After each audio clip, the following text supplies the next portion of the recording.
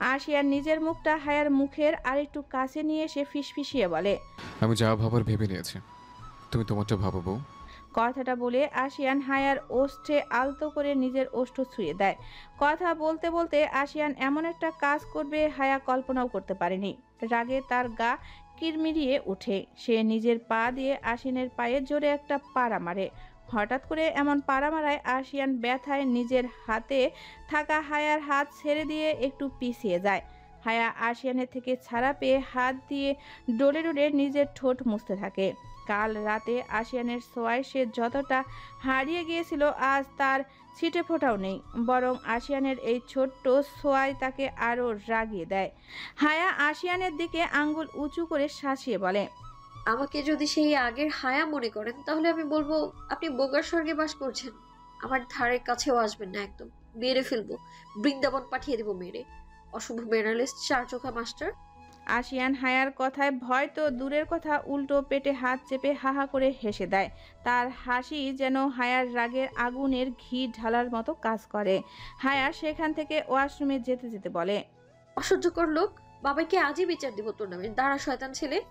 কথাটা বলে হায়া ঠাস করে ওয়াশরুমের দরজা লাগিয়ে দেয়। দরজা লাগানোই আওয়াজে আশিয়ান বুঝতে পারে হায়া ঠিক কতটা রেগে আছে। হায়া ওয়াশরুমে চলে যাওয়ার পর আশিয়ান হাসতে থাকে। কিছুক্ষণ পর নিজের হাসি থামিয়ে আশিয়ান বিছানা গুছিয়ে নেয়। তারপর নিজের ফোনটা হাতে নিয়ে ব্যালকনিতে চলে যায়। ব্যালকনিতে এসে আশিয়ান সেখানে দাঁড়িয়ে কাল রাতের কথা ভাবতে থাকে। গতকাল রাত আশিয়ান যখন একদম হায়ার নেশায় ডুবে যাচ্ছিল তখন তার কানে আসে নারী কণ্ঠের কান্নার আওয়াজ। মুহূর্তেই সে অনুভূতি জগৎ থেকে বাস্তবে ফিরে। হায়ার ঘাট থেকে মুখ উঠিয়ে দেখে হায়া কাঁদছে। আশিয়ানের এভাবে অনাকাঙ্ক্ষিতভাবে এতটা কাছে আসায় হায়া কিছুক্ষণের জন্য ঘরে চলে গিয়েছিল, কিন্তু আশিয়ানের রচিত সেই তিক্ত অতীত হায়াকে কয়েক মুহূর্তের মধ্যেই অনুভূতির জগৎ থেকে টেনে হিঁচড়ে বাস্তবে ফিরিয়ে আনে। মনে করিয়ে দেয় সেই বিভীষিকাময় দিনটির কথা। এদিকে হায়ার এমন কান্নার কারণ আশিয়ানের বুঝতে বাকি থাকে না। নিমিষেই বুকের বাঁ পাশে চিনচিনি ব্যথা করে উঠে তার। আশিয়ান একটা দীর্ঘশ্বাস ফেলে হায়ার উপর থেকে সরে আসে। আশিয়ান সরে যেতেই হায়ারও লাফ মেরে উঠে বসে। হাঁটুতে মুখ গুজে কাঁদতে থাকে। কি করছিল সে? এমন এক লোকের ডাকে সাড়া দিচ্ছিল যার কারণে তাকে ও তার পরিবারকে বিনা দোষে অপমানিত হতে হয়েছিল সমাজের কাছে। হায়া না চাওয়া সত্ত্বেও তাকে মেনে নিতে হয়েছিল সে নিকৃষ্ট সব অপবাদ। কথাগুলো ভাবতে ভাবতেই তার আরও কান্না পায়, সেই সাথে নিজের প্রতি রাগও হয়। হায়া বেড থেকে নেমে রুমের দরজা খুলে গটগটিয়ে হাঁটা শুরু করে। আশিয়ান হন্তদন্ত হয়ে তার পেছন পেছন দৌড়াতে থাকে। আশিয়ান দেখছে হায়া তাদের বাসার ছাদে যাচ্ছে। আশিয়ান ঘাবড়ে যায়। হায়া এ বিয়ে আর তাকে মেনে নিতে না পেরে সুইসাইড করতে যাচ্ছে না তো? প্রশ্নটা মনে হতেই ভয় জেঁকে ধরে তাকে। আশিয়ান নিজের হাতটার গতি বাড়িয়ে দেয়, কিন্তু ততক্ষণে হায়া ছাদে পৌঁছে গিয়েছে। আশিয়ানের এই ভাবনাটাও ভুল প্রমাণিত হয় যখন আশিয়ান দেখতে পায় হায়া সুইসাইড করতে নয়, বরং নিজের কষ্ট বিলাস করতে ছাদে এসেছে। হায়া ছাদে রাখা দোলনায় বসে পড়ে, তারপর আপন মনে কাঁদতে থাকে। আশিয়ান তার কাছে যেতে নিয়েও যায় না। কিছুটা দূরত্ব বজায় রেখে অন্ধকারের মধ্যে দাঁড়ায় যাতে হায়া তাকে না দেখতে পায়। বেশ কিছুক্ষণ পর হায়া কেঁদে কেটে নিজেকে শান্ত করে, তারপর বসা থেকে উঠে দাঁড়ায়। আশিয়ান যখন দেখে হায়া বসা থেকে দাঁড়িয়েছে তখন সে বুঝতে পারে হায়া এখন রুমে ফিরবে। সে ছাদের দরজার পেছনে লুকিয়ে পড়ে। হায়া ছাদ থেকে রুমে এসে আশিয়ানকে দেখতে পায় না। সে আশিয়ানের কথা আর না ভেবে নিজের মতো শুয়ে পড়ে।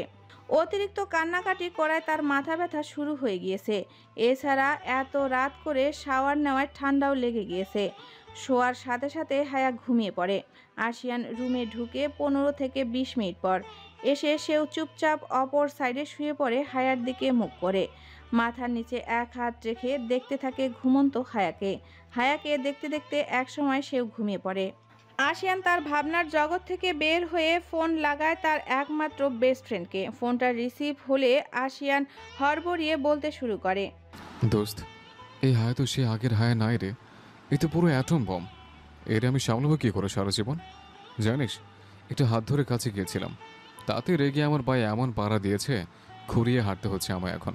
ফোনের ওপাশের ব্যক্তিটি আশিয়ানের এমন অসহায়ের মতো বলা কথাগুলো শুনে উচ্চস্বরে হেসে দেয়।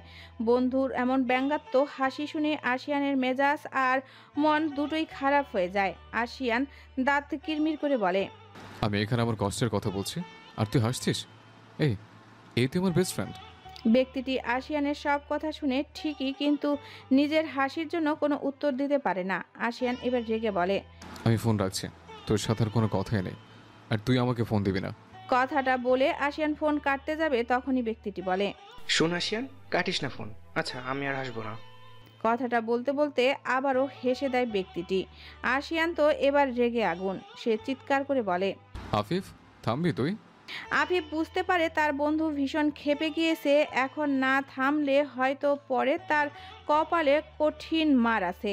আফিফ বহু কষ্টে নিজের বাকি হাসিটুকু গিলে নেয়, তারপর স্বভাবসুলভ গম্ভীর হয়ে বলে, তো তুই কি মনে করেছিলি ও আগের মতো তোর আগে পিছে ঘুরবে প্রেম করার জন্য? আফিফের গম্ভীর গলায় করা প্রশ্নটা আশিয়ানকে অনুতাপের সাগরে পতিত করে। আশিয়ান ব্যালকনিতে রাখা কাউচে বসে পড়ে, তারপর বলে, আগের মতো না হোক, কিন্তু নতুন করে আমি সবটা শুরু করতে পারি তো? এতই সহজ? 5 বছর আগে তোর করা কাজটা ভুলে গিয়ে গতকাল অনাকাঙ্ক্ষিতভাবে তোর সাথে হওয়া বিয়েটাকে মেনে নেওয়া এতই সহজ মনে করেছিস? আচ্ছা তুই বল, তুই যদি হায়ার জায়গায় থাকতি তাহলে পারতি এত সহজে ভুলে যেতে? আফিফের এই প্রশ্নে কোনো উত্তর দিতে পারে না আশিয়ান। আশিয়ান ভাবে আফিফ তো ভুল কিছু বলেনি। হায়ার জায়গায় থাকলে সে কখনোই এত সহজে সব ভুলে যেতে পারত না। এদিকে আশিয়ানের নিস্তব্ধতাই আফিফের উত্তর দিয়ে দেয়। আফিফ আবারও বলা শুরু করে, তুই বড্ড অধৈর্য হয়ে পড়িস আশিয়ান। অতীতে অধৈর্য হয়ে কোনো কিছু না ভেবে একটা বাজে কাজ করে ফেলেছিলে, এবং এটার মাসুল তোর পুরো ফ্যামিলি সহ হায়াকেও দিতে হয়েছে, যেখানে তারা সম্পূর্ণ নির্দোষ ছিল। আর এবারও একই কাজ করছিস। শোন, হায়ার সাথে ফারাবির বিয়ে হওয়ার কথা ছিল, কিন্তু হয়েছে তোর সাথে। হায়া আর ফারাবির বিয়েটা অনেক আগে থেকে ঠিক করা ছিল। আমার যতটুকু মনে হচ্ছে হায়া মনে মনে ফারাবিকে ভালোবাসা শুরু করেছিল। আফিফের এই কথাটা শুনে আশিয়ানের বুকে একটা চাপা ধরে। সত্যি কি হায়া ফারাবিকে ভালোবাসতে শুরু করেছিল? তাই হবে। না হলে যে যতবার হায়া আর ফারাবিকে একসাথে দেখে ততবারই হায়া একদম শান্ত ও মিষ্টিভাবে থাকতো। কিন্তু আশিয়ানের ক্ষেত্রে তার বিপরীত। কথাগুলো ভাবতে ভাবতে আশিয়ান অনুভব করে এক অজানা ভয় তাকে আষ্টেপৃষ্টে জড়িয়ে ধরেছে। সে আফিফের কথায় মন দেয়। আফিফ বলে, যদি ভালোবেসেও থাকে তাহলে এখন আর কিছু করার নেই। হায়াকে ভুলতে হবে ফারাবিকে। এর জন্য তাকে কিছুটা সময় দেওয়া অত্যাবশ্যক। আর তোর উচিত হবে ধৈর্য ধরে হায়াকে এই সময়টুকু দেওয়া। সর্বোপরি তোদের সম্পর্কটা দীর্ঘস্থায়ী করার জন্য সময় লাগবে। তুই তোর কাজগুলো দিয়ে হায়াকে বোঝানোর চেষ্টা করবি তুই অতীতের কাজগুলোর জন্য অনুতপ্ত। বর্তমানে তুই তোর স্ত্রীকে প্রচণ্ড ভালোবাসিস এবং তার সাথে সারাজীবন থাকতে চাস। ছোট ছোট যত্ন নে। জানিস তো, নারীদের নিজের বশ করার মাধ্যমগুলো হলো তার যত্ন নেওয়া এবং ভালোবাসা। বুঝতে পেরেছিস? হুম। আশিয়ান মনোযোগ দিয়ে আফিফের পুরোটা লেকচার শুনে আফিফের আরও কিছু কথা বলে ফোন কেটে দেয়। আফিফ ফোন কেটে দেওয়ার পরও আশিয়ান সেখানেই বসে থাকে। আফিফের কথাগুলো আশিয়ানকে অনেক কিছু ভাবতে বাধ্য করে। আসলেই সে সব কিছু বড্ড তাড়াহুড়া করে। সে মনে মনে প্রতিজ্ঞা করে এবার আর কোনো কিছুতেই তাড়াহুড়া করবে না। সম্পর্কটাকে স্থায়ী করার জন্য যথেষ্ট সময় দেওয়া প্রয়োজন এবং সে দিবে সময়। তার এসব ভাবনার মাঝেই সে রুম থেকে আওয়াজ পায়। আশিয়ান তড়িঘড়ি করে রুমে এসে দেখে হায়া ফ্রেশ হয়ে বের হয়ে এসেছে আর আয়নার সামনে দাঁড়িয়ে চুল আঁচড়াচ্ছে। আশিয়ান আস্তে ধীরে হায়ার কাছে এগিয়ে যায়। হায়া আয়নার মধ্যে পেছনে দাঁড়ানো আশিয়ানকে দেখে কিন্তু কোনো রিয়াক্ট করে না। নিজের মতো চুলের জট খুলতে থাকে। শরীর খারাপ থাকায় মাথাটাও আঁচড়াতে ইচ্ছে করছে না হায়ার, কিন্তু মাথা না আঁচড়ালে তার ভালো লাগে না। হঠাৎ হায়া অনুভব করে আশিয়ান তার হাতে থাকা চিরুনিতে হাত দিয়েছে। সে আয়নায় তাকালে দেখতে পায় আশিয়ান তার হাত থেকে চিরুনিটা নিজের হাতে নেওয়ার জন্য হাত বাড়িয়েছে। হায়া আশিয়ানের দিকে ফিরে বলে, সমস্যা কি? দেখছেন না আমি আঁচড়াচ্ছি, আপনি অন্যটা নিন নিজে চুল আঁচড়ানোর জন্য। আশিয়ান হায়ার কথার কোনো জবাব দেয় না। উল্টো সে হায়ার হাত থেকে চিরুনিটা জোর করে নিজের হাতে তুলে নেয়। তারপর হায়াকে ড্রেসিং টেবিলের সামনে রাখা টুলে বসিয়ে নিজেই হায়ার মাথা আঁচড়িয়ে দিতে থাকে। হায়া তাকে মানা করলেও আশিয়ান শুনে না।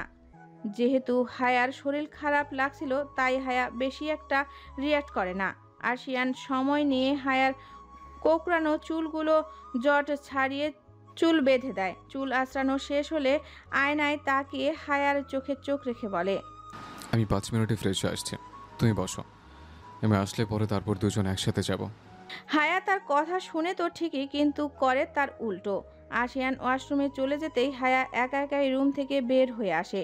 তারপর সিঁড়ি দিয়ে নিচে নেমে আসে। নিচে এসে সে একদম অবাক হয়ে যায়, কারণ তার বাবা মা আর ভাইয়েরা এসেছে। হায়ার ইচ্ছে করে দৌড়ে গিয়ে বাবার বুকে ঝাঁপিয়ে পড়তে, কিন্তু প্রচণ্ড অভিমানের কারণে তা করতে পারে না। সিঁড়ির কাছে দাঁড়িয়ে থাকে। জাবিহান আবরারের সাথে কথা বলতে বলতে নজর যায় সিঁড়ির কাছে দাঁড়িয়ে থাকা তার আরেকটা জানকে। সে কথা বলা থামিয়ে তাকিয়ে থাকে হায়ার দিকে। হুট করে কথা বলা থামিয়ে দেওয়ায় সকলে জাবিহানের দিকে তাকালে দেখতে পায় সে একধানে তাকিয়ে আছে। জাবিহানের চাহনি লক্ষ্য করে বাকিরাও সেদিকে তাকালে হায়ার দেখা পায়। জাহিন হায়াকে দেখা মাত্র দৌড়ে এসে বোনকে জড়িয়ে সাথে আগলে নেয়। হায়াও ভাইকে জড়িয়ে ধরে। এখন আবার কান্না পাচ্ছে তার। সিসকাদনি লাগছে নিজেকে তার। ভাইয়ের বুকে মাথা রেখে হায়া যখন নাক টানতে ব্যস্ত, তখনই সে তার মাথায় কারো কোমল হাতের স্পর্শ অনুভব করে। মাথা উঠিয়ে তাকালে হায়া পরপর তার বাবা মা আর বড় দাদাকে নিজের সামনে উপস্থিত পায়। জাভিয়ান ধরা গলায় বলে, আমার প্রিন্সেস কি এখনো অভিমান করে আছে তার পাপার সাথে? পাপার বুকে আসবে না সে? বাবা পাগলি হায়া বুঝি আর নিজেকে আটকে রাখতে পারবে? ভাইয়ের বুক থেকে সরে এসে বাবার বুকে ঝাঁপিয়ে পড়ে। সেই সাথে এতক্ষণ ধরে আটকে রাখা কান্নাটাও বের হয়ে আসে। বাবার বুকে মাথা রেখে অল্প শব্দ করে কাঁদতে থাকে হায়া। জাভিয়ান হায়ার চুলের উপর হাত বুলিয়ে দিতে দিতে বলে, কাঁদে না মা, পাপা আর আম্মু যা করেছি তা তোমার ভালোর জন্যই করেছি। আজ হয়তো তোমার কাছে কাজটাকে খারাপ মনে হতে পারে, কিন্তু যেদিন তুমি মা হবে সেদিন বুঝবে বাবা মা কখনো সন্তানের খারাপ চায় না। কথাগুলো বলতে বলতে তার চোখের কোণ বেয়েও অশ্রু গড়িয়ে পড়ে। উপস্থিত সকলেই জানে জাভিয়ান আর হায়া একে অপরের জন্য কতটা পাগল। তাই তারা বাবা মেয়ের এমন কাদায় একটু আবেগী হয়ে পড়ে। জাভিয়ান বুক থেকে মেয়ের মাথা তুলে হায়ার কপালের মাঝখানে স্নেহের পরশ দেয়। তখনই সে বুঝতে পারে মেয়ের শরীর স্বাভাবিকের চেয়ে একটু বেশি উষ্ণ। জাভিয়ান হায়ার গালে কপালে হাত দিয়ে চেক করলে বুঝতে পারে হালকা পাতলা জ্বর এসেছে হায়ার। মুহূর্তেই জাভিয়ান অস্থির হয়ে পড়ে। মেয়ের গালে হাত রেখে বলে, মা, তোমার তো দেখি জ্বর শরীরে, জ্বর আসলো কখন? জাভিয়ানের কথা শুনে সকলেই অবাক হয়ে যায়। জাভিয়ান হায়াকে এনে সোফায় তার পাশে বসিয়ে দেয়। হানিয়াও মেয়ের পাশে বসে তাকে বুকে আগলে নেয়। সকলে একের পর এক প্রশ্ন করে হায়ার মাথা খারাপ করে ফেলেছে। স্পর্শ হায়ার মাথায় শরীরে হাত বুলিয়ে বলে, আমি তখন তোদের ডেকে আসলাম, তখনও তো আরশিয়ান আমার কিছু বলল না। হ্যাঁ রে মা, তোর কি বেশি খারাপ লাগছে? ওই জাহান জাহানকে উদ্দেশ্য করে বলে, আব্বা, হায়াকে একটু চেক করে দেখ, জ্বর নাকি বেশি, নাকি হসপিটালাইজ করা লাগবে নাকি? জাহান ফুপুর নির্দেশ মতো বসা থেকে উঠে এসে বোনের সামনে মাটিতে হাঁটু গেড়ে বসে। তারপর চোখ ও পালস রেট চেক করতে থাকে। এদিকে স্পর্শের কথা শুনে আবরার রাগে গজগজ করতে করতে বলে, দায়িত্বহীন ছেলে একটা, নিশ্চয়ই জানেও না হায়ার জ্বর এসেছে, যে তাই তোমায় কিছু বলেনি? হ্যাঁ ভাই, হায়াকে কিছুদিনের জন্য আমরা নিয়ে যাচ্ছি আজ। সকলের এত এত কথা শুনে হায়া বিরক্ত হয়ে জোরে বলে ওঠে, থামবে তোমরা? আমায় বলতে দাও তো। সকলে শান্ত হয়ে যায় হায়ার কথায়। মায়ের বুকের থেকে মাথা উঠিয়ে বলে, কালে তো ভারী শাড়ি আর ব্রাইডাল সাজে অস্বস্তি হচ্ছিল বলে রাতে 2টোর দিকে শাওয়ার নিয়েছিলাম। আশিয়ান ভাই মানা করেছিল, কিন্তু আমি জোর করে শাওয়ারটা নিই। ঘুমানোর আগ পর্যন্ত তেমন খারাপ লাগেনি, ঘুমানোর পরেই হয়তো জ্বরটা এসেছে। আর আম্মু, হানিয়ার দিকে ফিরে বলে, তুমি তো জানোই আমার জ্বর আসলে অবস্থা কতটা খারাপ হয়ে যায়। বিছানা থেকে ওঠাও আমার জন্য কষ্টকর হয়ে পড়ে। সেখানে আজ আমি তোমাদের মাঝে বসে আছি, তাহলে বোঝো কতটা ভালো ট্রিটমেন্ট পেয়েছি আমি। সবটাই কিন্তু আশিয়ান ভাই করেছে, তাই বাবাই। আবরারের দিকে তাকিয়ে বলে, না জেনে শুধু শুধু আশিয়ান ভাইকে দোষারোপ করো না। দীর্ঘ একটা বক্তব্য শেষ করে থামে হায়া। হাঁপিয়ে উঠেছে সে। এইদিকে সকলে হা করে তার কথা শুনে। হায়ার কথা শেষ হলে হানিয়া অবাক চোখে জাভিয়ানের দিকে তাকায়। দেখতে পায় জাভিয়ানও তার দিকে তাকিয়ে আছে। ঠোঁটের কোণে এক চিলতে স্বস্তিদায়ক হাসি ঝুলছে। জাভিয়ানের চোখ যেন হানিয়াকে বলছে। দেখো, বলেছিলাম না আশিয়ানি সঠিক পাত্র আমাদের রাজকন্যার জন্য। হানিয়ার মাতৃহৃদয় চিন্তা মুক্ত হয়, তারও ঠোঁটে কোণে হাসি ফুটে। তাদের থেকে অদূরে দাঁড়িয়ে থাকা এক ব্যক্তির ওষ্ঠে তৃপ্তির ছোঁয়া দেখা দেয়। বিড়বিড়িয়ে বলে, আমার আদরে পুতুল বউ, তোকে এমন পাগল করে ভালোবাসায় ভাসাবো যে তুই উন্মাদ হয়ে শুধু আমায় চাইবে।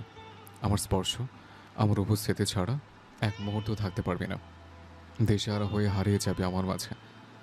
এই আশিয়ান মির্জার উন্মাদনে ভরপুর ভালোবাসা নিতে প্রস্তুত তো পুতুল বউ?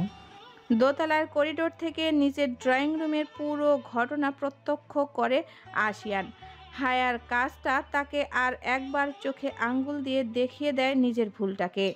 হায়া আর আশিয়ানের বিয়ে আজ 1 সপ্তাহ পূর্ণ হয়েছে। সবকিছু আগের মতো নর্মাল হয়ে গেলেও নর্মাল হচ্ছে না আশিয়ান আর হায়ার সম্পর্কটা।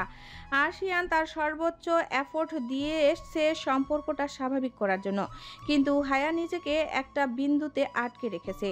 আশিয়ান যেটা বলে সে তার উল্টোটা করে। আশিয়ান রেগে একটা ধমক দিলে হায়া 3টে ধমক দিয়ে বসিয়ে রাখে হায়াকে। এই যেমন আজ সকালের কথা, হায়া ভার্সিটির জন্য রেডি হচ্ছিল, তখন আশিয়ান তাকে আদুরে গলায় বলে, বৌজান, টাইটা একটু বেঁধে দিবে? হায়া তো বেঁধে দিল না টাই। উপরোক্ত হায়ার জবাব শুনে আশিয়ানের কলিজাটা স্যাত করে উঠল। হায়া আশিয়ানকে বলে, কেন? আপনার হাত কি শকুন নিয়ে গেছে? তাহলে শকুনের কাছ থেকে হাত ফিরিয়ে এনে তারপর নিজেই বেঁধে নিন। নিজের কাছে আমায় দিয়ে করিয়ে নেওয়ার স্বভাব এখনো গেল না আপনার? স্বামী কি বউয়ের কাছে আবদার করতে পারে না তার টাই বেঁধে দেওয়ার জন্য? এর জন্য হাত শকুনের কাছে বরগাদ দেওয়া জরুরি। নিমিষেই আশিয়ানের ফুরফুরে মেজাজটা নিভে যায়, সেখানে ঠাঁই নেয় মলিনতা। হায়া হিজাবের লাস্টের পিনটা লাগাতে লাগাতে আশিয়ানের মলিন মুখটা সম্পূর্ণ দেখে নেয়। আশিয়ানের জন্য তার খারাপ লাগলেও লাগে না। সে নিজের সাইডের ব্যাগটা নিয়ে রুম থেকে বের হয়ে যেতে নিতেই তখন আশিয়ান তাকে থামিয়ে দেয়। গম্ভীর গলায় আদেশ স্বরূপ বলে, একা একা যাবে না, আজ টিএসসির ওদিকে আন্দোলন আছে, ঝামেলা হওয়ার চান্স শতভাগ। আমার সাথে যাবে। তোমার ক্লাস শেষ হয়ে গেলে আমার গাড়িতে করে ড্রাইভার তোমায় নিয়ে আসবে। নিচে গিয়ে আমার জন্য অপেক্ষা করো। হায়া বুঝি আশিয়ানের কথা শোনার পাবলিক, সে কোনো কথা না বলে চুপচাপ রুম থেকে বের হয়ে যায়। আশিয়ান ভাবে সে হয়তো তার কথা মেনে নিয়েছে।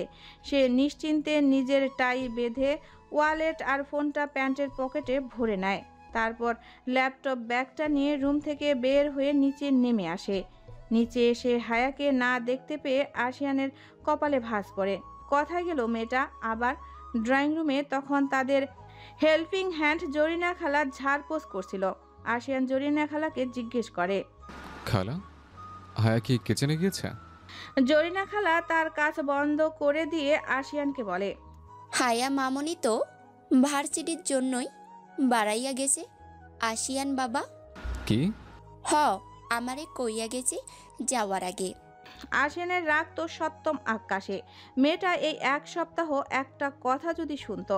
আশিয়ানের আজ প্রচণ্ড রাগ হচ্ছে হায়ার উপর। সে রেগে মেগে রওনা হয় ভার্সিটির উদ্দেশ্যে। আজ ক্লাসে দেখে নিবে সে হায়াকে। ভার্সিটিতে হায়ার রিক্সা থেকে নেমে ভার্সিটির গেটের সামনে দাঁড়িয়ে অপেক্ষা করছে তার বেস্ট ফ্রেন্ড মেহেরিমার জন্য। দুটোতে যেন 2 দেহ 1 প্রাণ। ক্লাস শুরু হওয়ার 20 মিনিট আগে মেহেরিমা ভার্সিটিতে আসে। হায়া তাকে দেখে দাঁত কেলিয়ে বলে, ভাবি সাহেবা, আজ এত লেট কেন হলো? রাতে কি ভাইয়ার সাথে কথা বলতে বলতে দেরি হয়ে গিয়েছিল ঘুমাতে? হায়া, মেহেরিমা হায়ার কথা শুনে লজ্জায় পড়ে যায়। কথাটা অবশ্য হায়া মিথ্যা বলেনি। আসলে কাল রাতে তারা রাত 3টা পর্যন্ত কথা বলেছিল। লোকটার সাথে কথা বলতে গেলে মেহেরিমার সময়ের দিকে কোনো খেয়াল থাকে না। তেমন কোনো কথা বলে না তারা। টুকটাক নিজেদের হালচাল জিজ্ঞেস করে চুপ হয়ে যায়। এরপর ঘন্টার পর ঘন্টা কানে ফোন লাগিয়ে চুপ করে থাকে। লোকটা নাকি তার নিঃশ্বাসের আওয়াজেও স্বস্তি পায়।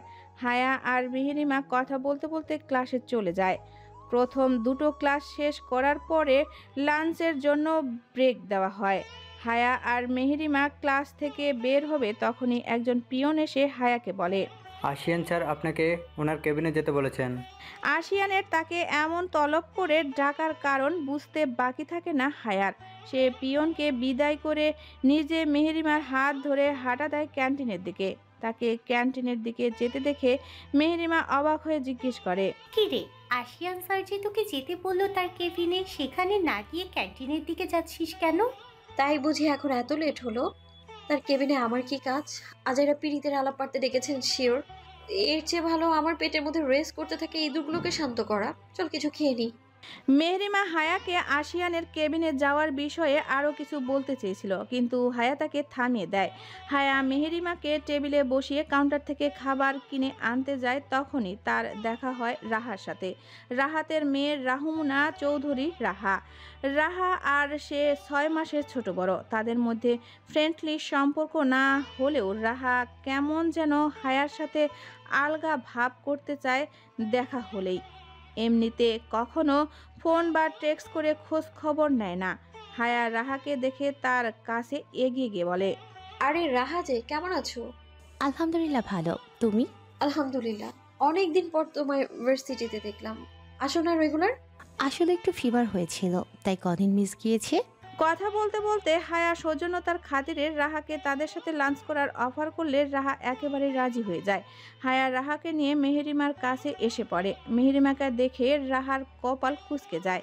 তার মুখ চোখ দেখে যে কেউ বলে দিতে পারে সে মেহেরিমাকে দেখে খুশি নয়, কিন্তু মেহেরিমা তার সাথে হেসে হেসেই কথা বলে।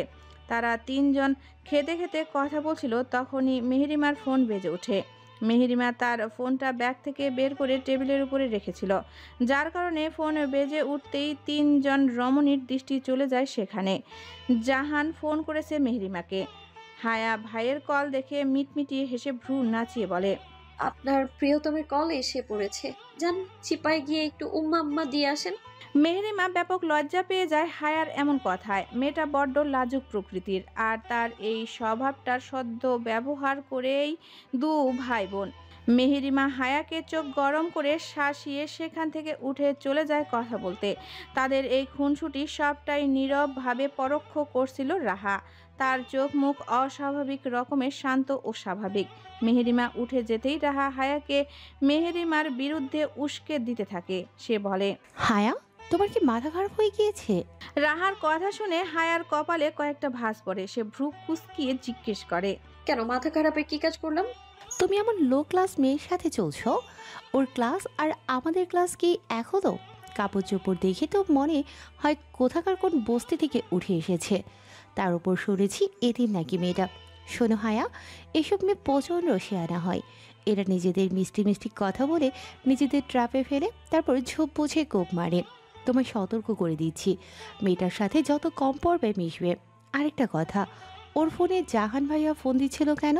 হায়া চট করে মাথা গরম করার মেয়ে না, মায়ের মতো শান্ত মেজাজে অধিকারী। কিন্তু এরা মা মেয়ে নিজেদের প্রিয়তমর কাছেই অশান্ত ও অস্থির হয়ে থাকে।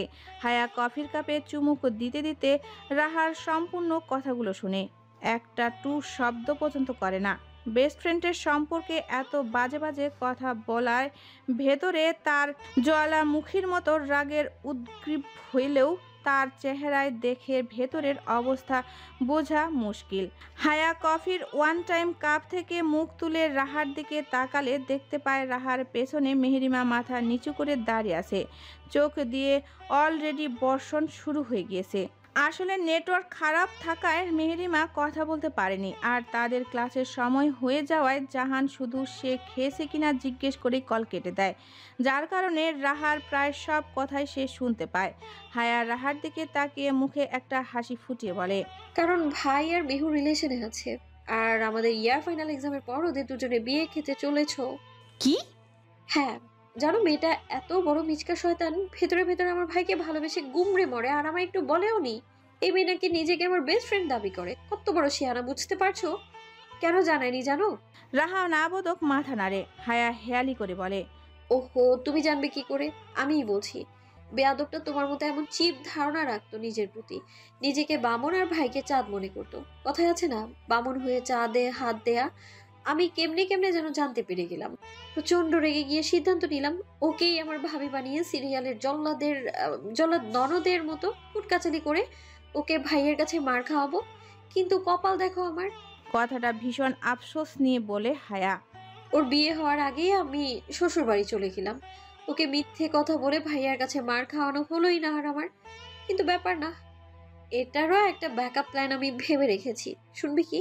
রাহা উল্লুকের মতো মাথা নাড়িয়ে সম্মতি জানায়। হায়া একটা শয়তানি হাসি দিয়ে বলে, ওর মেয়ের সাথে আমার ছেলের বিয়ে দিয়েও এর প্রতিশোধ নেবো আমি। ব্যাপারটা জোস না? রাহা এবারও হায়ার কথায় নিজের অজান্তেই সম্মতি দেয়। হায়া নিজের ব্যাগ নিয়ে চেয়ার থেকে উঠে দাঁড়ায়। যাওয়ার আগে তীক্ষ্ণ চোখে তাকিয়ে গম্ভীর গলায় বলে, মেন্টালিটি চেঞ্জ করে কথা বলতে পারলে আমার সাথে কথা বলতে আসবে, আর নইলে বলার দরকার নেই। আমি মেহুকে যতটা চিনেছি এই 2 বছরে, ততটা ও নিজের সম্পর্কে নিজেও জানে না। তাই বলছি, আমার ভাইয়ের হবু বউ ওরফে আমার বেস্ট ফ্রেন্ড সম্পর্কে কিছু বলার আগে না ভেবে চিনতে বলবে। আসছি, আল্লাহ হাফেজ। কথাটা বলে হায়া মেহরিমার হাত ধরে টানতে টানতে নিয়ে যায়। রাহা শুনতে পায় হায়া বলছে, তোর চোখের পানি বেশি হয়ে গিয়েছে না? চল, তোরে দুটো ধমক খাওয়াবো না আজ ভাইয়ার থেকে। যার তার কথায় চোখের টাঙ্কি খুলে দেয়া একদম বেয়াদব একটা। এদিকে রাহা হায়ার সব কথা শুনে বুঝতে পারে একটু দেরিতে। যখন সবটা বুঝতে পারে তখন রাগে ফেটে পড়ে। সে এতটাই রেগে যায় যে তারা যেই টেবিলে বসেছিল সেটা উল্টে ফেলে দেয়। ক্যান্টিনে থাকা গুটি কয়েক স্টুডেন্টরা তার দিকে অবাক দৃষ্টিতে তাকিয়ে থাকে। আশিয়ানের আজ ভার্সিটি থেকে ফিরতে বেশ লেট হয়ে যায়। আসলে সে ক্লাস শেষ করে তার বাবার অফিসে গিয়েছিল। মাঝে মধ্যে অফিসে গিয়ে বাবার কাজে সাহায্য করে। আশিয়ান টায়ের নট ঢিলে করতে করতে সিঁড়ি বেয়ে উপরে উঠছিল, তখনই তার মা তাকে ডেকে ওঠে। আশু, হায়া আসেনি তোর সাথে? আশিয়ান পেছন ফিরে বলে, আম্মু, আমি তো অফিস থেকে ফিরছি, আর হায়ার ক্লাস সেই বিকেলে। আমার সাথে ফিরবে কিভাবে ও? ওকে তো আমি গাড়িতে পাঠিয়ে দিয়েছিলাম। ও তো বাসায় আসেনি, মনে হয় ও বাড়িতে চলে গিয়েছে। কথাটা শুনে আশিয়ান রেগে যায়। মানে কি, বাপের বাড়ি যাবে ভালো কথা, তাই বলে শ্বশুর বাড়ির কাউকে জানিয়ে পর্যন্ত যাবে না? সে তার মাকে বলে, তুমি ফোন দিয়ে মাম্মামকে বলো হায়া যেন রেডি হয়ে থাকে, আমি ফ্রেশ হয়ে এসে ওকে নিয়ে আসবো। নিয়ে কেন আসবি? থাকো কয়েকটা দিন। না, তুমি না করতে পারলে আমায় বলো, আমি মাম্মামকে ফোন দিচ্ছি। আজব ব্যাপার স্যাপার, তোদের দুজন সারাদিন লেগেই থাকবি একে অপরের সাথে, আবার না দেখেও একটা দিনও থাকতে পারবি না। যা তুই ফ্রেশ হয়ে আয়, আমি দিচ্ছি ফোন। মায়ের কথা শুনে আশিয়ান রুমে চলে যায়। হাতের ব্যাগটা ঢিল মেরে বেডে ফেলে রাগে গজগজ করতে করতে শার্ট খুলতে থাকে। তার জামা কাপড় নিয়ে ওয়াশরুমে চলে যায় শাওয়ার নিতে। আশিয়ান শাওয়ার নিয়ে মাত্রই বের হয়েছে, তখনই হন্তদন্ত হয়ে তার রুমে আসে তার মা। অস্থির হয়ে বলে, আশু, হায়া তোরও বাড়িতে যায়নি রে? কি বলছো মা? হ্যাঁ, তোর মাম্মাম তো তাই বলল আমাকে। মেয়েটা তাহলে কই গিয়েছে আশু? কত রাত হয়ে গেল, যা দিনকাল পড়েছে, ভয় আমার হাত পা ঠান্ডা হয়ে আসছে। আশিয়ান মায়ের কথা শুনে ঘড়ির দিকে তাকালে দেখতে পায় রাত 9টা বাজতে 5 মিনিট বাকি আছে। এত রাত হয়ে গেল, কই গেল তার পুতুল বউ? আশিয়ান মাকে শান্ত করার জন্য বলে, তুমি চিন্তা করো না আম্মু, দাঁড়াও আমি দেখছি। আশিয়ান তড়িঘড়ি করে তার ড্রাইভারকে কল লাগায়। তার থেকে জানতে পারে হায়া গাড়িতে করে বাসায় আসেনি, রিক্সা করে বাসায় আসার জন্য রওনা করেছিল। এটা শুনে আশিয়ান আরও রেগে যায়। ড্রাইভার তাকে এই বিষয়ে কেন জানায় না, তাকে বকাঝকা করে। তারপর ড্রাইভারের কল কেটে হায়াকে কল লাগাবে, তখনই একটা আননোন নাম্বার থেকে তার ফোনে কল আসে। আশিয়ান কলটা রিসিভ করে যা শুনতে পায় তা শুনে তার হাত পা কাঁপতে শুরু করে। আশিয়ান কাঁপা কাঁপা গলায় বলে, আমি আসছি। কথাটা বলে আশিয়ান ফোনটা কেটে তড়িঘড়ি করে টি শার্ট গায়ে দিয়ে বাহিরে যাওয়ার জন্য ছুট লাগায়। তখন স্পর্শ তার পেছন থেকে ডেকে জিজ্ঞেস করে, কি হয়েছে আরশিয়ান? কে ফোন করেছিল আর কি বলল? আশিয়ান তার প্রশ্নের কোনো জবাব না দিয়ে ওয়ালেট আর ফোন নিয়ে ছুট লাগায়। স্পর্শ তার পিছু ডাকলেও শোনে না। অন্যদিকে হানিয়া স্পর্শর থেকে মেয়ের বাড়ি না ফেরার কথা শুনে চিন্তায় পড়ে যায়। হানিয়া জাভিয়ানের কাছে এসে চিন্তিত হয়ে বলে, এই শুনেছেন হায়ার বাবা? জাভিয়ান ল্যাপটপে আঙ্গুল চালাতে চালাতে বলে, বলো, শুনছি। হায়া নাকি এখনো বাসায় ফেরেনি। সে এখন একা নেই হানি, তার সাথে তার হাজবেন্ড আছে। তুমি আশিয়ানের উপর ভরসা করতে পারছো না এখনো? আশিয়ান বাসায় একা এসেছে। আশিয়ান নাকি হায়াকে বিকেলে হায়াকে ড্রাইভারের সাথে বাসায় পাঠিয়ে দেয় আর ভাইয়ার অফিসে চলে যায়, কিন্তু বাসায় এসে দেখে হায়া আসেনি। আপু আমায় ফোন করেছিল তালুকদার বাড়িতে হায়া এসেছে নাকি জানতে। কি কি বললে আম্মু? হানিয়া পেছন ঘুরে দেখে তার ছোট্ট ছেলে জাইন দাঁড়িয়ে আছে, চোখ মুখ অস্বাভাবিক রকমের ভীতি। জাইন দ্রুত পদে বাবা মায়ের রুমে ঢুকে মায়ের সামনে দাঁড়িয়ে অস্থির হয়ে জিজ্ঞেস করতে থাকে, আম্মু কি বললে? ফুতুল এখনো বাসায় ফিরিনি? মানে কোথায় গেল তাহলে? জানি না রে বাবা, তোর সোনামা ফোন দিয়ে আমায় এইটুকুই বলল। জাইন জাভিয়ানের কাছে এসেছিল অফিসের একটা প্রজেক্ট বিষয়ে কথা বলতে। রুমে প্রবেশের আগে দরজায় দাঁড়িয়ে সে হানিয়ার কথাগুলো শুনে ফেলে। কথাটা শুনেই অস্থির হয়ে যায় দু ভাইয়ের কলিজার টুকরো হায়া। জাইন দৌড়ে নিজের রুমে গিয়ে হায়াকে কল লাগাতে থাকে, কিন্তু হায়া ফোন রিসিভ করে না। বাজতে বাজতে কেটে যাচ্ছে। হায়াকে ফোনে না পেয়ে সে আশিয়ানের নাম্বারে কল লাগায়। আশিয়ানের ফোনে কল ঢোকার সাথে সাথে অপর পাশ থেকে এক নারী কণ্ঠ বলছে, আপনি যে নাম্বারটিতে কল দিয়েছেন তা এই মুহূর্তে ব্যস্ত আছে, কিছুক্ষণ পর আবার চেষ্টা করুন, ধন্যবাদ। জাহিন লাগাতার কয়েকবার কল করে আশিয়ানের নাম্বারে, কিন্তু প্রতিবারই তাকে ব্যস্ত দেখাচ্ছে। জাহিন পুনরায় বাবা মায়ের রুমে এসে পড়ে, তারপর তাদের দুজনকে বলে, বাবা আম্মু ফুতুলের নাম্বারে ফোন দিয়েছিলাম কিন্তু ফুতুল ফোন ধরছে না। আশিয়ান ভাইয়ার নাম্বারও কল দিয়েছিলাম, তার নাম্বারও ব্যস্ত বলছে। হানিয়া এবার কেঁদে দেয় মেয়ের টেনশনে। এমনিতেই মেয়েকে আজ পর্যন্ত নিজের কাজ ছাড়া করেনি কখনো। এই এক সপ্তাহ তারা যে কিভাবে মেয়েকে ছাড়া থেকেছে সেটা শুধু তারাই জানে। জাভিয়ান তো প্রতিদিন রাতে মেয়ের ঘরে গিয়ে বেশ কিছুক্ষণ বসে থাকে, তারপর রুমে এসে শয়। জাভিয়ান হানিয়াকে বলে হায়ার সব ফ্রেন্ডকে কল করতে, আর সে জাইনের সাথে বের হয়ে যায় হায়াকে খুঁজতে। হানিয়ার কান্নার আওয়াজ পেয়ে বৃদ্ধ রোজি বেগম নিজের রুমে ছেড়ে বের হয়ে তাদের রুমে আসে বহু কষ্ট করে। বয়স হয়েছে তার অনেক, এছাড়া বিভিন্ন রোগ বালাইয়ের কারণে এখন তেমন হাঁটাচলা করতে পারে না। আদিব মাহবুব মারা যাওয়ার পর ভদ্রমহিলা যেন একটু বেশি তাড়াতাড়ি মুড়িয়ে যাচ্ছেন। রোজি বেগম এসে হানিয়ার পাশে বসে তাকে কান্নার কারণ জিজ্ঞেস করলে হানিয়া তাকে হায়ার নিখোঁজের কথা জানায় এবং কান্না করতে থাকে। রোজি বেগম তাকে শান্ত করতে থাকেন। রাত 12টার দিকে জাহান জাভিয়া আর হানিয়াকে ফোন দিয়ে বলে মির্জা বাড়িতে যেতে এবং হায়া তার সাথেই আছে। হায়াকে পাওয়া গিয়েছে শুনে সবাই স্বস্তির নিঃশ্বাস ফেলে। তারপর জাভিয়ান হানিয়াকে বাসা থেকে পিক করে মির্জা বাড়ির উদ্দেশ্যে রওনা হয়। রাত 10টা থেকে 12টা পর্যন্ত জাভিয়ান আর জাইন হায়াকে বিভিন্ন জায়গায় খুঁজছিল। আশিয়ান বাসায় ফিরে রাত 12:30টায়। আবরার স্পর্শ জাভিয়ান, হানিয়া আর জাইন দেখতে পেল আশিয়ানের কোলে করে হায়াকে নিয়ে আসছে। হায়ার ডান পায়ে আর মাথায় ব্যান্ডেজ করা। তারা বসা থেকে উঠে দাঁড়িয়ে হায়ার কাছে এসে অস্থির হয়ে জিজ্ঞেস করে, হায়া কি হয়েছে মা, এমন ব্যথা পেলে কিভাবে? আশিয়ান ক্লান্ত গলায় বলে, একটু বসতে জায়গা দাও, তারপর বলছি। সকলে আশিয়ানের কথা শুনে সরে গিয়ে তাদের বসার জায়গা করে দেয়। আশিয়ান আস্তে করে হায়াকে একটা সোফায় শুয়ে দিয়ে তার ব্যান্ডেজ করা পায়ের নিচে একটা কুশন দেয় এবং নিজে অন্য একটা সোফায় গিয়ে ধপ করে বসে পড়ে। হানিয়া তাড়াতাড়ি করে হায়ার কাছে এসে তার মাথাটা নিজের কোলে তুলে নেয়। আলতো হাতে মেয়েটার মাথায় হাত বুলিয়ে দিতে থাকে। জাভিয়ান মেয়ের এমন বেহাল অবস্থা দেখে কিছুটা রেগে যায়। হায়ার সব দায়িত্ব এখন আশিয়ানের, তাহলে আজ হায়া এতটা আঘাত পেল কি করে? কই, তার কাছে যতদিন ছিল কখনো তো এমন চোট পায়নি তার মেয়ে। সে গম্ভীর গলায় আশিয়ানকে জিজ্ঞেস করে, আশিয়ান এখন কি বলবে হায়া এতটা চুট পেল কি করে, যেখানে তার সব দায়িত্ব আমি তোমায় দিয়ে স্বস্তির নিঃশ্বাস ফেলতাম? আজ তুমি সেই দায়িত্বের অবহেলা করে আমার স্বস্তির নিঃশ্বাসের জায়গায় চিন্তা ও অস্থিরতা ঢেলে দিলে। তুমি তো এতটা দায়িত্বহীন ছিলে না আমার জানা মতে। আশিয়ান শ্বশুরের এমন গম্ভীর গলা শুনে বুঝতে পারে বেশ রেগে গেছে তার ফুপার রূপী শ্বশুর। সে একটা দীর্ঘশ্বাস ফেলে বলতে শুরু করে, আজ ভার্সিটিতে ও আর ওর ফ্রেন্ড ক্লাসে মনোযোগ না দিয়ে গল্প করছিল, পড়া ধরলে পারেনি, এর জন্য বকা দিয়েছিলাম। তোমার আদরের দুলালি মেয়ের তো আবার বেশি অভিমান। ভার্সিটির ছুটি হওয়ার পর আমি আমার ড্রাইভার দিয়ে ওকে বাসায় পাঠিয়ে দিই। সে কিছুটা পথ অতিক্রম করে গাড়ি থেকে নেমে ওর ফ্রেন্ডকে নিয়ে রিক্সায় ওঠে। টেসিতে আজ আন্দোলন ছিল, সেখানে ঝামেলা ওদের রিক্সা আটকে পড়ে। কয়েকজন মারামারি করতে করতে ওদের রিক্সা এসে ধাক্কা দিলে রিক্সা উল্টে পড়ে গিয়ে ও চোটগুলো পায়। ওর ফ্রেন্ড ওর থেকে বেশি ব্যথা পেয়েছে। সকালে ভার্সিটিতে যাওয়ার আগেই আমার সাথে যেতে বলেছিলাম ওকে, কিন্তু তখন আমার কথা না শুনে একা একা চলে গিয়েছিল। এখন বলো, এসব আমার দায়িত্বহীনতার জন্য হয়েছে নাকি ওর অযাচিত অভিমানের কারণে?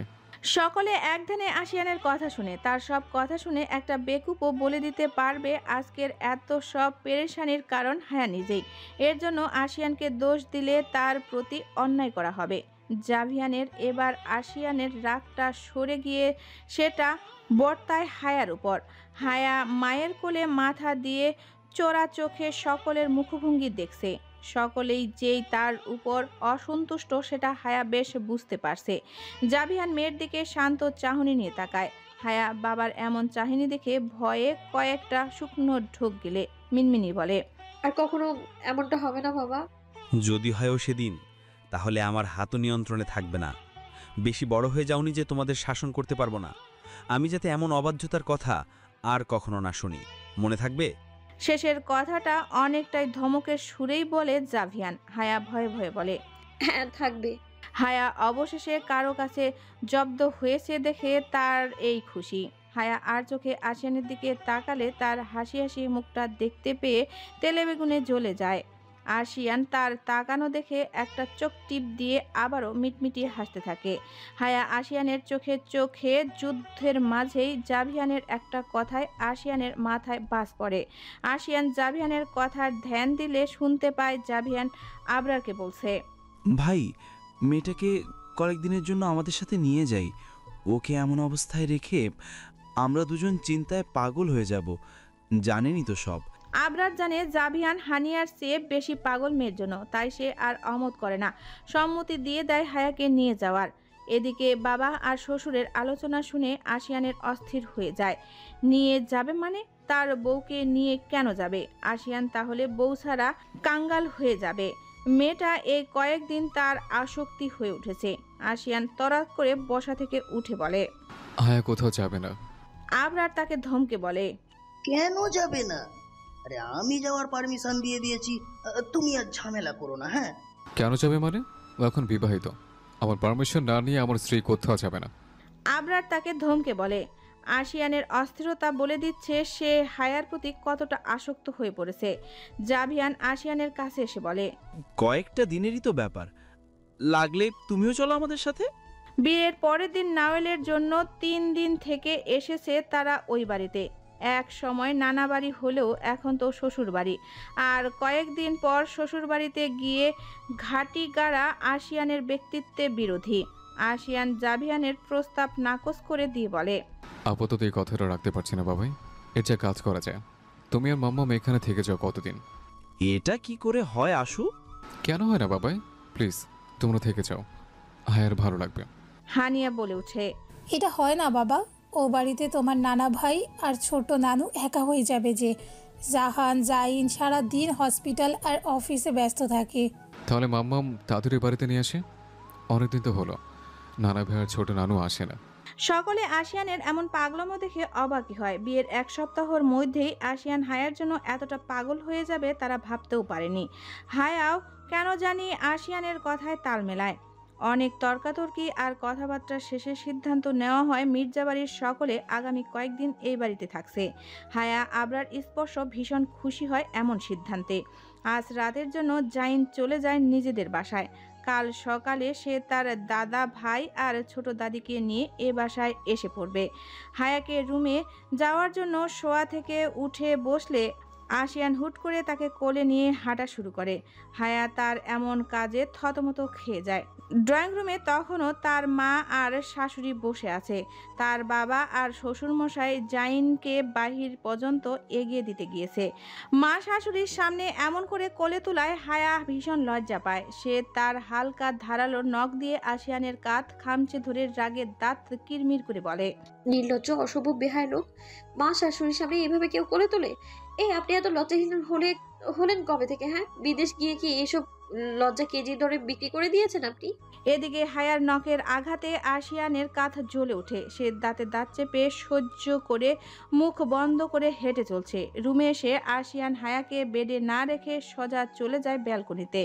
আশিয়ানের রুমের ব্যালকনিতে কোনো গ্রিল নেই, অর্ধেক রেলিং আর বাকি অর্ধেক খোলা। আশিয়ান হায়াকে কোলে কোলে রেলিংয়ের বাহিরে নিয়ে যায়। তারপর হায়ার দিকে তীক্ষ্ণ চোখে তাকে বাঁকা হেসে বলে, আমি যেহেতু জ্বালাও একটা কথা শোনো না, এই শাস্তি হিসেবে এখন এখান থেকে ফেলে কোমর ভেঙে দিই, তারপর সারা জীবন আমার কোলে চড়ে সব জায়গায় ঘুরতে হবে। ব্যাপারটা জোস না? হায়া আশিয়ানের এমন কাণ্ড দেখে ভয়ে তার কাঁধ শক্ত করে চেপে ধরে সেখানে মুখ লুকিয়ে নিয়ে কাঁপতে থাকে। হায়ার অ্যাক্রোফোবিয়া অর্থাৎ উচ্চতায় ভীতি আছে। আশিয়ান এটা জানে না। সে এমনিতেই মজা করার জন্য কাজটা করেছে, যেমনটা সে আর হায়া প্রতিবার করে। সে হায়াকে জ্বালানোর জন্য একটা খোঁচা দেয়। ব্যাস, হায়া তেলে বেগুনে জ্বলে উঠে। তাকে 3টা খোঁচা, 2টা ঘুষি আর একটি জোরদার চিমটি কাটবে। এতে আশিয়ান ব্যথা পেলেও বিষয়টা ভীষণ এনজয় করে। আশিয়ান নিজের হাতের বাঁধন একটু হালকা করে ফেলে দেওয়ার ভয় দেখিয়ে বলে, দে, ফেলে দে।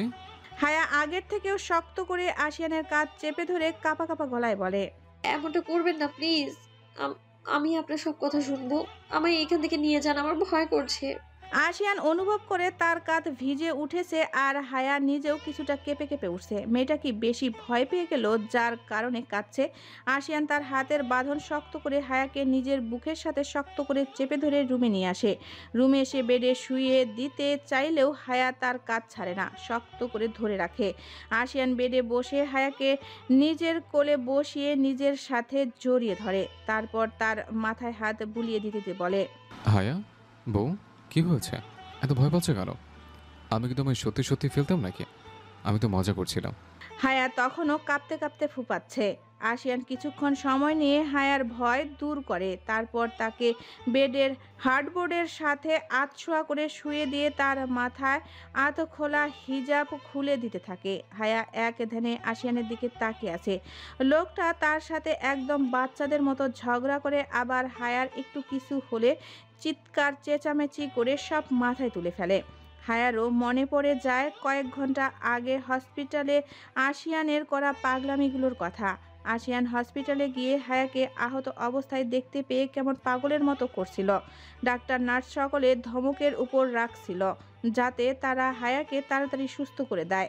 হায়ার ব্যথার রাতে জ্বর আসতে পারে বলে একজন নার্স ডাক্তারের নির্দেশ মোতাবেক তাকে ব্যথার উপশম ইঞ্জেকশন দিতে আসলে তখনও তাকে এক প্রকার হুমকি দিয়ে আশিয়ান বলে, ও যাতে ব্যথা না পায় এমনভাবে দিবেন, না হলে আপনার নামে কমপ্লেন করব হসপিটাল অথরিটির কাছে।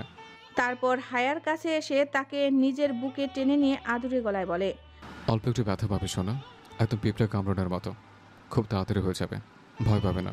হ্যাঁ, আর ব্যথা পেলে আমায় বলবে, আমি ওনার নামে কমপ্লেন করব। আশিয়ান এমনভাবে কথাগুলো বলে যেন হায়া 5 বছরের ছোট বাচ্চা। নার্সটি আশিয়ানের এমন কাণ্ডে হেসে দেয়। নার্সের হাসি দেখে হায়া লজ্জা পেয়ে গিয়েছিল তখন। হায়া ভাবনার জগৎ থেকে বের হয়ে দেখে আশিয়ান তার হিজাব খুলে দিয়ে তার মুখ হাত ভেজা কাপড় দিয়ে মুছে দিয়েছে। আশিয়ান কাবার থেকে হায়ার চেঞ্জ করার জন্য একটা লেডিস ফতুয়া আর ধুতি সালোয়ার নেয়। তারপর হায়ার কাছে এসে বলে, একা চেঞ্জ করতে পারবে নাকি আম্মু বা মাম্মামকে ডেকে দিব? হায়া সংক্ষিপ্ত উত্তর দেয়, একা পারবো। শিওর? আশিয়ান জামা কাপড়গুলো ওয়াশরুমে রেখে আসে। তারপর হায়াকে ওয়াশরুমে নিয়ে গিয়ে রেখে আসে। জাহানের গাড়ি এসে থামে মেহেরিমার হোস্টেলের সামনে। মেহেরিমা আর চোখে একবার জাহানকে দেখে নিয়ে সিট বেল্ট খুলতে থাকে। তারপর আস্তে করে বলে, আসছি। কথাটা বলে তাড়াতাড়ি বের হয়ে আসতে চায় গাড়ি থেকে, কিন্তু বিধিবাম, গাড়ির ডোর লক করা। মেহেরিমা ডোর না খুলতে পেরে জাহানের দিকে ফিরে ক্ষীণ স্বরে বলে, ডোর আনলক করে দিন, আমি বের হব। জাহান সামনে তাকিয়ে নিঃশব্দে দীর্ঘশ্বাস ফেলল। চোখ মুখে কঠিন এক অভিব্যক্তি খেলা করছে। গলার স্বর গভীর করে বলে, আজ না গেলে হয় না? মেহেরিমার হৃদয়ে যেন এক লহমায় ছন্দ পতন করল। বুকের ভেতর দম চাপা শূন্যতা, হাত পা কেঁপে উঠল অজান্তেই। পেটের মধ্যে এক অজানা আশঙ্কায় মোচড় দিল। মনে হলো শরীরের প্রতিটি কোষ থরথর করে কাঁপছে। নিজেকে স্থির রাখা যেন অসম্ভব হয়ে উঠল তার জন্য।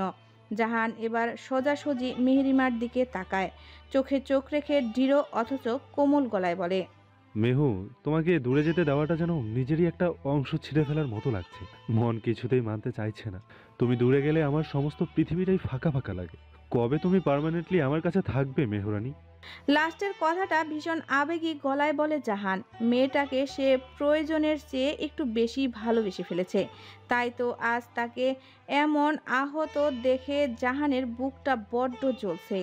এই জ্বলন কমাতে পারবে এই আদুরে মেয়েটার একটুখানি ভালোবাসার স্পর্শ, কিন্তু তা যে এখন সম্ভব না সেটা জাহান ভালো করেই জানে।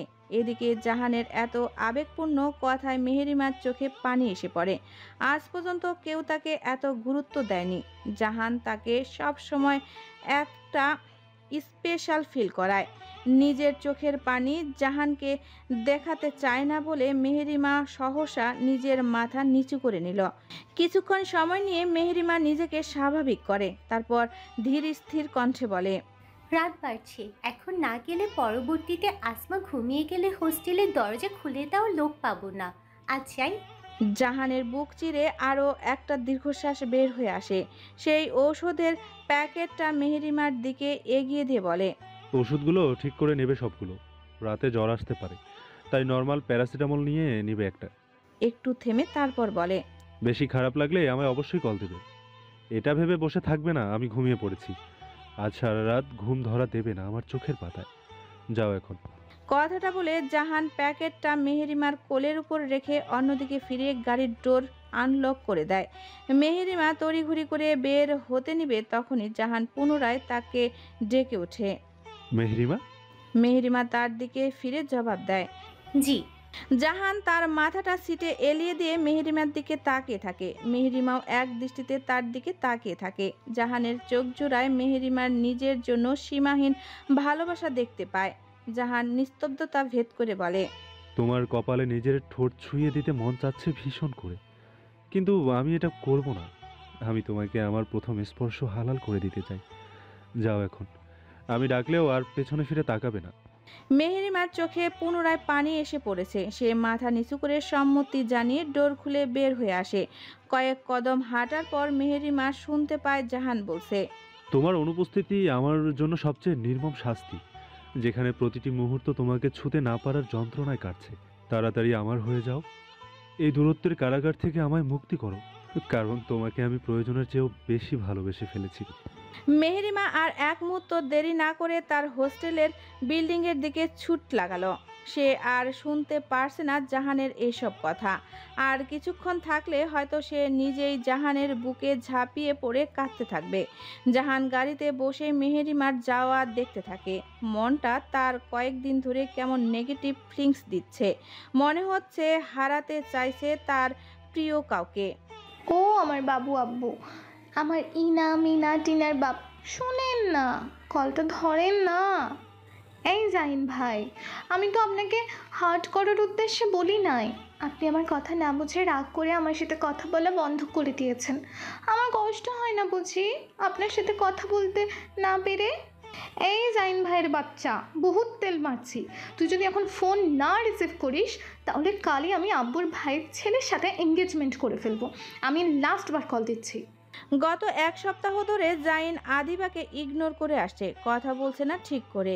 এর মধ্যে আজ 3 দিন হলো ফোনটাও রিসিভ করছে না। আদিবা এতক্ষণ জাইনকে মিষ্টি মিষ্টি করে টেক্সট করলেও শেষে আর মেজাজ ধরে রাখতে না পেরে লাস্টের টেক্সটটা করে। জাইন এতক্ষণ আদিবার মেসেজগুলো দেখে মিটমিটিয়ে হাসলেও এখন আর চুপ করে থাকতে পারল না। চুপ করে থাকার মানে তার ভবিষ্যৎ বাচ্চার মাকে অন্যের বাচ্চার মা বানিয়ে দেওয়া হবে। আদিবা নিজে ফোন করবে কি জাইন তার লাস্ট মেসেজটা দেখে নিজেই তড়িঘড়ি করে কল করে।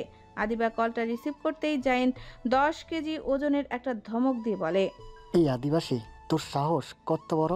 তুই আমার বাচ্চার মায়ের কমিউনিট হয়েও আরেক বেড়ার বাচ্চার মা হওয়ার হুমকি দেশ! অসভ্য ফাজিল মেয়ে! আমি কালই কাজে নিয়ে আসছি তোকে তুলে আনতে। জাইন। আদিবার মিষ্টি কণ্ঠে নিজের নাম শুনে জাইন কিছুক্ষণের জন্য থমকে যায়। জাইন অনুভব করে তার হার্টবিট অনেক বেশি ফাস্ট দৌড়াচ্ছে। কপালের পাশ দিয়ে সরু ঘাম বেরিয়ে পড়ছে। এমনটা হচ্ছে কেন? কেমন অস্থির অস্থির লাগছে তার। নিজের অস্থিরতা কমাতে জাইন দ্রুত পায়ে হেঁটে বেলকনিতে চলে আসে। শীতল বাতাসে নিজের উত্তপ্ত দেহ মন শান্ত করার বৃথা চেষ্টা করে। আদিবা মৃদু গলায় আবার বলে, জাইন শুনছেন? হুম। এমন করছেন কেন আপনি আমার সাথে? আমি কি সেদিন আপনাকে হার্ট করতে ওই প্রশ্নটা করেছিলাম? আপনি আমায় বোঝেন না কেন? আমি জাস্ট এমনি প্রশ্নটা জিজ্ঞেস করেছিলাম, আর আপনি বরাবরের মতো উল্টোপাল্টা একটা বুঝে আমায় কষ্ট দিচ্ছেন। আমার এখন লাগছে আপনি আমায় ভালোই বাসেন না। আপনার এককালের আবেগ আমি, আবেগের দুনিয়া থেকে বের হয়ে বাস্তবতা চিনতে শিখেছেন বলে আমায় এখন আর ভালো লাগছে না আপনার। আপনি যদি আমায় ভালোই বাসতেন তাহলে এতদিন আমার সাথে কথা না বলে আমায় কষ্ট দিতে পারতেন না। কথাগুলো বলতে বলতে আদিবা কেঁদে দেয়। তার কান্নার শব্দ না হলেও তার নাক টানার আওয়াজ জাইন বুঝতে পারে আদিবা কাঁদছে। আদিবা তার ভালোবাসাকে আবেগ বলায় জাইন রাগ করলেও আদিবার কান্নায় রাগটা গিলে নেয়। পরে এর শোধ তুলবে। এখন যদি রাগ দেখায় তাহলে সব কিছু আরও ঘেটে যাবে। এমনিতেই সে একটু বেশি রিয়েক্ট দেখিয়ে ফেলেছে সেদিনের ঘটনাটা নিয়ে। জাইন ব্যালকনিতে রাখা কাউচে বসে গা এলিয়ে দেয়। সেখানে রাখা টি টেবিলের উপর আদিবার বাচ্চাকালের একটা ছবি ফ্রেম তুলে নিয়ে সেটার দিকে তাকিয়ে বলে, আমি কি করলে তুই বুঝবি? তুই আমার আবেগ না, বরং তুই আমার শখের নারী। আদিবা টিস্যু বক্স থেকে একটা টিস্যু উঠিয়ে নিয়ে সেটা দিয়ে নাক মুছে বলে, আমায় এতদিন কষ্ট দেওয়ার জন্য সরি বলেন। সরি। এখন সারা রাত ধরে কথা বলবেন। আমি যদি কথা বলতে বলতে ঘুমিয়েও পড়ি তাও আপনি কথা বলবেন। আদিবার এই কথাটা শুনে জাইনের কপালে ভাঁজ পড়ে। আদিবা ঘুমিয়ে গেলে সে কথা বলবে কার সাথে? প্রশ্নটা সে আদিবাকেই করে ফেলে। তুই ঘুমিয়ে গেলে আমি কার সাথে কথা বলবো? তোর ভূতের সাথে? দরকার পড়লে তাই করবেন। এতদিন আপনার জন্য যে আমি রাত জেগে আমার অস্ত্র ছড়িয়েছি, আর আপনি একদিন না ঘুমিয়ে থাকতে পারবেন না? ঘুমাসনি কেন? আমি কি ধরে রেখেছিলাম নাকি নিষেধ করেছিলাম ঘুমাতে? হ্যাঁ, যদি তুই আমার কাছে থাকতি তাহলে এক কথা ছিল। তখন না আমি ঘুমাতাম না তোমাকে ঘুমাতে দিতাম। কিন্তু আমার কাছে না থেকেও তোর ঘুম হয়নি এটা বলে তুই আমাকে দোষারোপ করতে পারিস না। জাইনের এমন লজিকবিহীন কথা শুনে আদিবার এবার মাথা ঘুরে যায়। আদিবাকে চুপ থাকতে দেখে জাইনের ঠোঁটের কোণে হাসি ফুটে ওঠে। বরাবরের মতো এবারও সে আদিবাকে ঘোর খাওয়াতে পেরে নিজের প্রতি নিজেই খুশি হয়। জাইন গোলা খাকারি দিয়ে বলে, শোন, তুই বললে তোর প্রতি আমার ভালোবাসা আবেগ কনভার্ট হয়ে যাবে না। আল্লাহ চাইলে এই দুনিয়ায় বা পরকালে এই জাহিন তালুকদারই হতে হবে। ভাইয়ের বিয়ে হলে আমি 1 মাসও অপেক্ষা করব না তোকে আমার রানী করে নিয়ে আসতে। তারপর আমি প্রমাণ করব আমার অনুভূতিগুলোর নাম কি আবেগ নাকি ভালোবাসা। টাচ মি জান। বিয়ের 10 মাসের মাঝে তোর কোলে আমার বাচ্চা না রাখতে পারলে আমি নিজের নাম পাল্টে ফেলব। এখন ফোন রাখো বেদ্যপ মহিলা। ঘুম পাচ্ছে আমার, আর তুইও ঘুমা। কাল আসছি ভার্সিটিতে দেখা করতে আর তোকে চটকনা মারতে। কথাটা বলে জাইন খট করে ফোনটা কেটে দেয়। আদিবা উল্লুকের মতো হা করে ফোনটা কানে ধরে বসে আছে। তখনও নিস্তব্ধ রাতের নিস্তেজ আলিঙ্গনে ঢাকা পড়ে গেছে গোটা শহর। নিদ্রার মায়াজালে জড়িয়ে আছে ধূলিমলিন পথঘাট, অলস বাতাস আর ক্লান্ত আলোক বিন্দুগুলো যা এখন নিভে আসতে চায়। মানুষের কোলাহল থেমেছে বহু আগেই। শহরের বুক জুড়ে কেবল নিস্তব্ধতার গভীর সুর বাজছে। রাত এখন তার শেষ প্রহরে। দূর আকাশের গহীনে মিলিয়ে গেছে চাঁদের আবেশ। তারাগুলোও যেন একে একে চোখের পাতা ভারী করে ফেলেছে। সময়ের পাখা কাঁপিয়ে ধীরে ধীরে এগিয়ে আসছে নতুন দিনের আভাস। আর মাত্র 3 প্রহরের অপেক্ষা। তারপর সূর্য দিগন্তে ছড়িয়ে পড়বে সূর্যের সোনালি পরশ, আর ঘুম ভাঙা পৃথিবী আবারও নেমে পড়বে তার চিরচেনা ছন্দে। নিদ্রার স্নিগ্ধ শাসনে সবকিছু নিস্তব্ধ, শুধু ব্যতিক্রম কয়েকটি আত্মা যারা সময়ের নিয়ম উপেক্ষা করে অন্য এক যাত্রায় নির্গম। তাদেরই একজন আশিয়ান। রাতের গাঢ় অন্ধকার যখন স্বপ্নের দেশে সবাইকে নিয়ে গেছে, তখন সে জেগে আছে নিদ্রাহীন এক প্রহরীর মতো। পাহারা দিচ্ছে তার হৃদয়ের রাজপ্রাসাদের শায়িত এক নারীকে, হায়াকে। হায়া বিছানায় শুয়ে আছে জ্বরে নিস্তেজ হয়ে। মুখটা ফ্যাকাশে, ঠোঁটের রং স্লান, কপালে বিন্দু বিন্দু ঘাম জমেছে। আশিয়ান হাত বাড়িয়ে হায়ার ললাটে রাখে। হায়ার শরীরের তাপমাত্রা স্বাভাবিক দেখে তার এতক্ষণ ধরে আটকে রাখা শ্বাসটা ছেড়ে দেয়। আশিয়ান হায়াকে খাবার খাইয়ে দিয়ে তার মেডিসিনগুলো দিয়ে ঘুমাতে বলে, নিজে ফ্রেশ হতে চলে যায়। আশিয়ান ফ্রেশ হয়ে এসে দেখে হায়া ঘুমিয়ে পড়েছে। সে নিজেও কিছু খেয়ে নিয়ে সোফায় বসে স্টুডেন্টদের ক্লাস টেস্টের খাতা কাটতে থাকে। 2 ঘন্টা কাজ করার পর আশিয়ান অনুভব করে তার শরীর আর চলতে চাইছে না, একটু রেস্ট চাচ্ছে। তখন সে খাতাগুলো গুছিয়ে রেখে বিছানায় এসে শুয়ে পড়ে। অভ্যাস অনুযায়ী সে শুয়ে পড়ে হায়ার উপর এক হাত রেখে তাকে জড়িয়ে ধরলে হায়ার গায়ের অস্বাভাবিক তাপমাত্রা টের পায়। জ্বরের ওষুধ খাওয়ানোর পরও জ্বর এসে পড়েছে। আশিয়ান কি তার অসুস্থ বউকে বিনা সেবায় ফেলে রেখে ঘুমাতে পারে? একদমই না। পুনরায় শোয়া থেকে উঠে মগে পানি নিয়ে এসে হায়ার মাথায় জলপট্টি দিতে থাকে। 1 ঘন্টা জলপট্টি দেওয়ার পর হায়ার জ্বর ছেড়ে দেয় শরীর ঘাম দিয়ে। আশিয়ান ভেজা তোয়ালে দিয়ে হায়ার হাত পা মুছিয়ে দিয়ে তার পাশে সে শুয়ে পড়ে। কপালে হাত রেখে ঘুমানোর চেষ্টারত আশিয়ানের পিলে তখন চমকে যায় যখন একটা নরম তুলতুলে উষ্ণ হাত তার বুক স্পর্শ করে। আশিয়ান ঠাস করে চোখ খুলে দেখে হায়া ঘুমের ঘোরে তার বুক হাতড়াচ্ছে। একটু পর হায়া নিজেই আস্তে ধীরে আশিয়ানের বুকে এসে নিজের মাথা রেখে এক হাত দিয়ে তাকে জড়িয়ে ধরে। নিমিষেই আশিয়ানের ঠোঁটের কোণে এক চিলতে স্নিগ্ধ হাসি ফুটে। আশিয়ানও 2 হাত দিয়ে শক্ত করে জড়িয়ে ধরে প্রাণপ্রিয় স্ত্রীকে। তারপর হায়ার চুলের ভাঁজে ঠোঁট ছুঁয়ে দেয়। আশিয়ান হায়ার কানের কাছে মুখ এনে ফিসফিসিয়ে বলে, আমার অবাধ্য পুতুল বউ, তোমার অসভ্য বর তুমি ভীষণ ভালোবাসে। সে তোর অতীতের কৃতকর্মের জন্য মন থেকে অনুতপ্ত। সে তোমায় এত তাড়াতাড়ি ক্ষমা করে দিতে বলছে না, কিন্তু তোমাকে ভালোবাসার অধিকার চাইছে।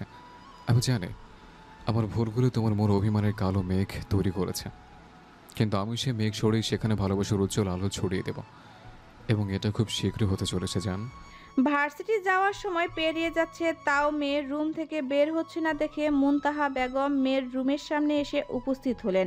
উদ্দেশ্য মেয়েকে ডেকে এনে ভার্সিটিতে পাঠানো। মুনতাহা পর পর কয়েকবার মেয়ের দরজায় করাঘাত করলেও তার মেয়ে দরজা খুলে না।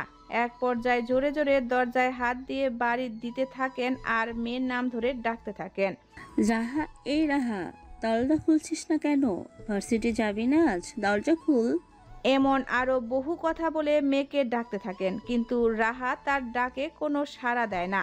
মুনতাহা বেগম গলার আওয়াজ তার স্বামীর রাহাত ও কলেজে পড়ুয়া ছেলের রায়হান নিজের রুম থেকে বের হয়ে আসে। যদিও তারা দুজন নিজেদের গন্তব্যে যাওয়ার জন্য ঘর থেকে বের হচ্ছিল, কিন্তু মিসেস চৌধুরীর এমন চিৎকার করা শুনে তারা রাহার রুমের সামনে আসেন।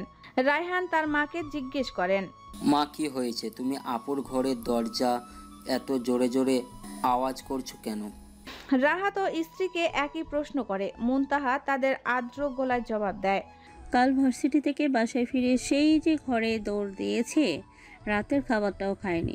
সকালেও ভার্সিটির সময় হয়ে যাচ্ছিল, এসে দেখে ডাকা শুরু করি, কিন্তু এত ডাকার পরেও রাহা দরজা খুলছে না। কথাটা বলতে বলতে ভদ্রমহিলা ঝরঝরিয়ে কেঁদে দেন।